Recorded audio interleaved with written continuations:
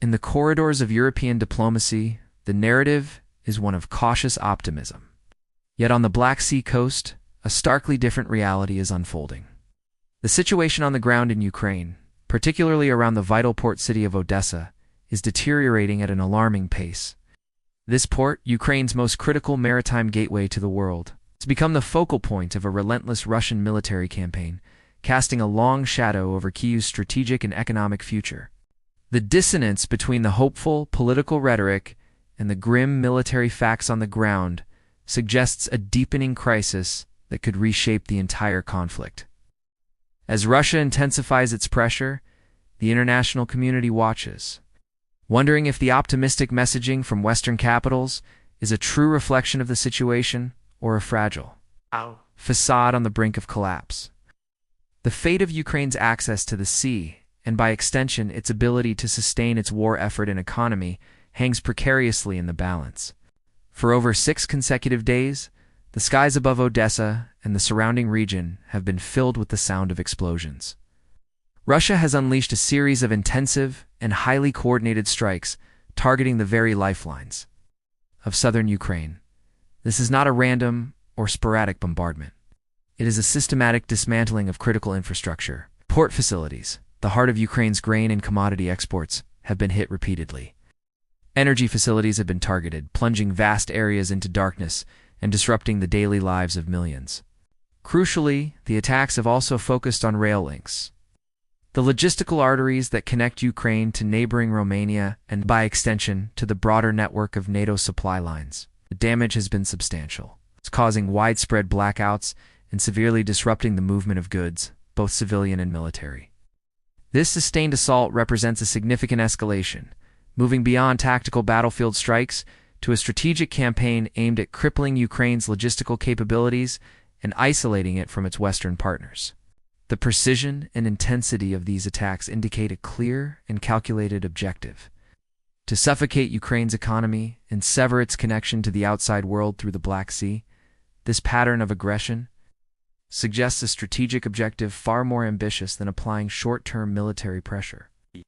The relentless focus on maritime infrastructure points to a concerted effort by Moscow to methodically choke off Ukraine's access to the sea. By targeting ports, energy grids, and railways in a synchronized manner, Russia appears to be implementing a long-term strategy of strangulation. The goal is not merely to disrupt operations for a few days or weeks, but to render Ukraine's southern coast functionally useless for both commercial shipping and the reception of Western military assistance. This campaign effectively aims to create a de facto blockade, turning the Black Sea into a Russian-controlled lake and denying Kyiv the strategic depth that maritime access provides. Analysts view these actions as a deliberate move to shift the fundamental dynamics of the conflict, making it exponentially more difficult for Ukraine to sustain a prolonged defense and forcing it into a position of greater vulnerability both economically and militarily. The implications of such a strategy are profound. It's threatening to isolate Ukraine and fundamentally alter the geopolitical landscape of the entire region. In the midst of this escalating crisis, Kyiv has attempted to project strength and retaliate. Ukrainian military officials recently announced a significant operational success, claiming to have damaged a Russian submarine operating in the Black Sea. Such a strike, if confirmed, would represent a notable tactical victory, demonstrating Ukraine's continued ability to challenge Russia's naval dominance.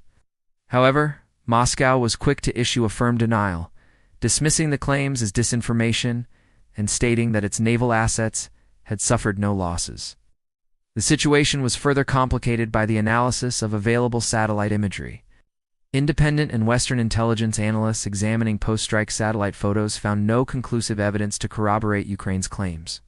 The absence of visible damage or wreckage has cast a pall of doubt over the real impact of the alleged Ukrainian operation.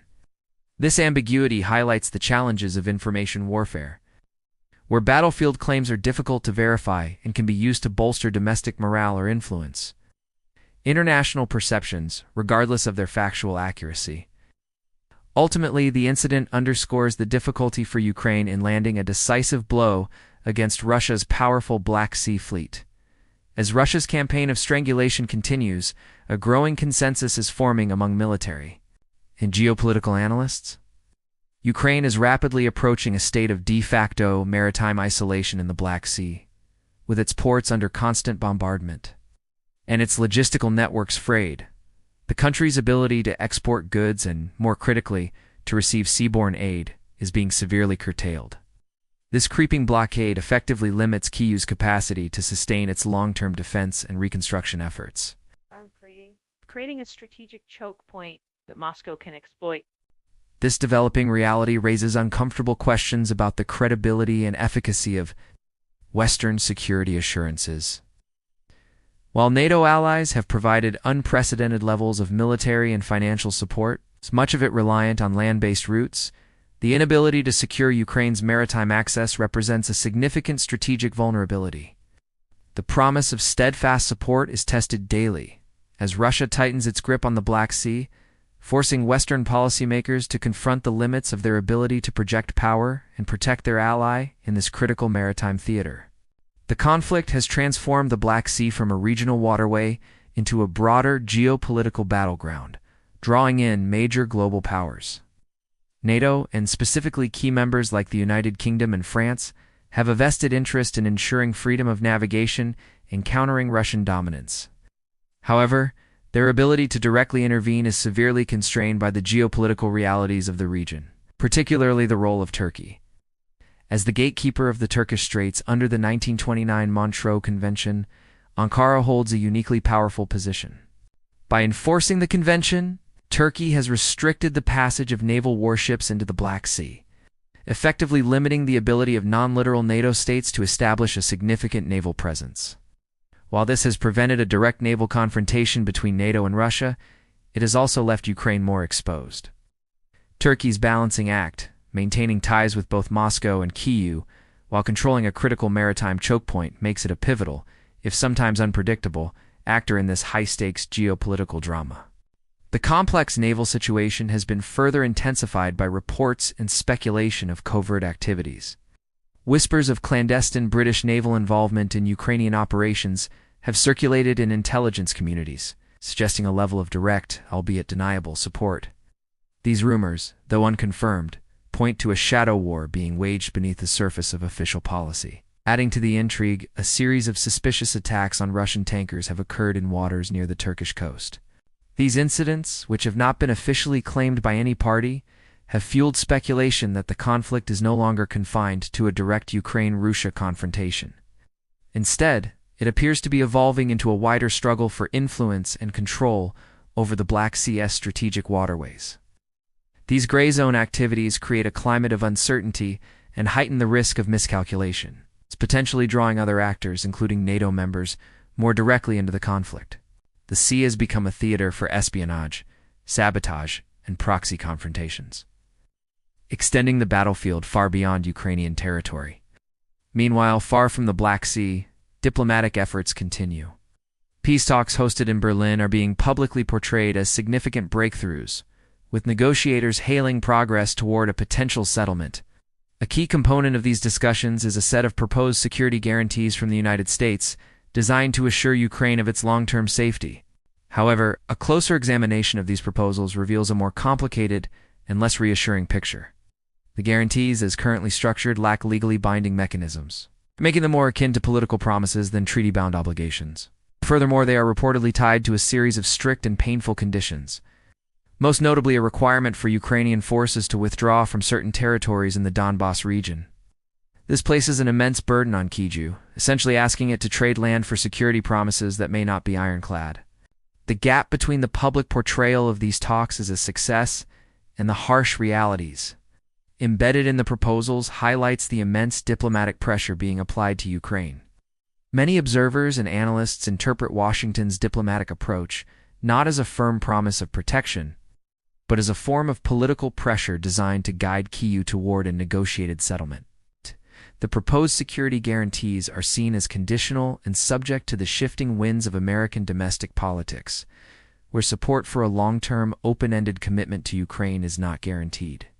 Furthermore, the inherent ambiguity of NATO's Article 5, which calls for collective defense, but does not automatically trigger a military response, has always been a point of contention. There remains a deep-seated reluctance within the alliance to take any action that could lead to a direct military escalation with a nuclear-armed Russia.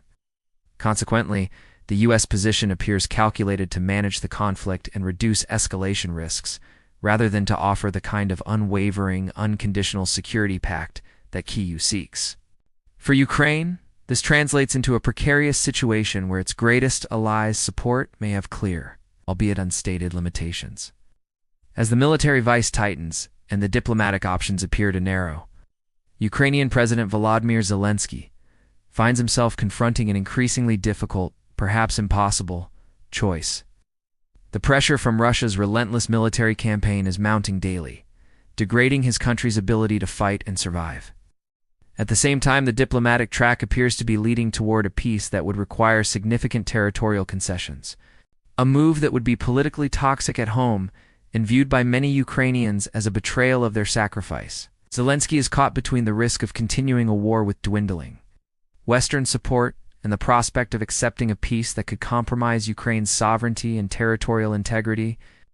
The decision he makes will have profound and lasting implications, not only for the future of Ukraine as an independent state, but also for his own political legacy and the stability of the entire European security order. The world watches as a nation's leader is pushed toward a precipice with no clear or easy path forward.